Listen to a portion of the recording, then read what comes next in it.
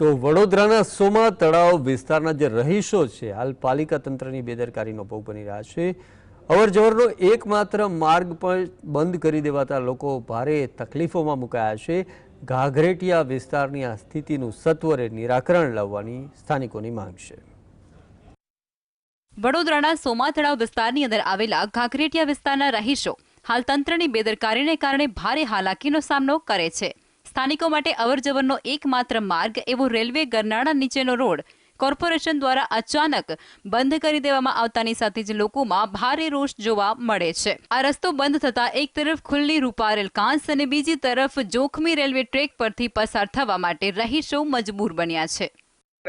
જે રસ્તો બંધ કરવાનો આવ્યો છે એ પબ્લિકને કોઈને ખબર નથી અને કોના કહેવાથી કે કોના હું કરવાથી આ રસ્તો બંધ કરવામાં આવ્યો છે એ પબ્લિકને ખબર નથી। આજે 4-5 દિવસથી જે રસ્તો બંધ છે એના માટે અમે મીડિયાના માધ્યમથી અમે બોલાયેલા છે અને એના આધારે અમે કહી શકીએ છીએ અને અમારી માંગ જો પબ્લિકની પૂરી નહીં થાય અને આ સરકાર અમારી પબ્લિક કે કોર્પોરેશન કે જે કંઈક હોય અમારી માંગ પૂરી નહીં થાય તો અમે રોડ રસ્તા ઉપર ઊભા રહીશું કે કઈ બી ઓફિસોમાં આવીને કઈ બી કરીશું, મિટિંગો કરીશું કે પછી હજારો પબ્લિક લઈને અમે તમારી પાસે માંગ કરવા આવીશું।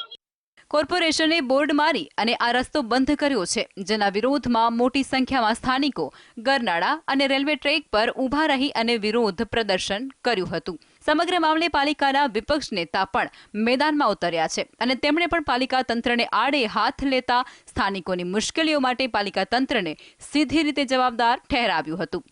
અચાનક રેલવે લાઇન બંધ કરી દીધી। ખરેખર તો નાગરિકોને પૂછવું જોઈએ કે ભાઈ આ શું છે, પણ અચાનક બંધ કરી દેવાથી લોકો હેરાન થઈ ગયા છે। સવાલ એટલો જ છે કે 40 વર્ષથી લોકો અવરજવર કરે છે।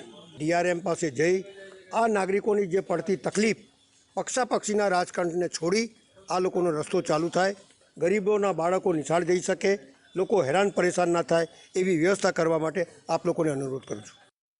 સ્થાનિકોના જણાવ્યા અનુસાર જો કોઈ વ્યક્તિ બીમાર પડે તો 108 એમ્બ્યુલન્સ પણ આ વિસ્તારની અંદર પ્રવેશી શકે તેવી સ્થિતિ નથી। ઘાઘરેટિયા વિસ્તારની અંદર રહીશોની પ્રાથમિક માંગ એ પણ છે કે રેલવે ગરનાળા નીચેનો રસ્તો વહેલી તકે ફરીથી ખોલવામાં આવે, જેથી તેમની દૈનિક અવરજવર સરળ બને અને તેઓને જોખમી માર્ગોનો સહારો ન લેવો પડે। રૂપેશ ચોકસી, GSTV, વડોદરા।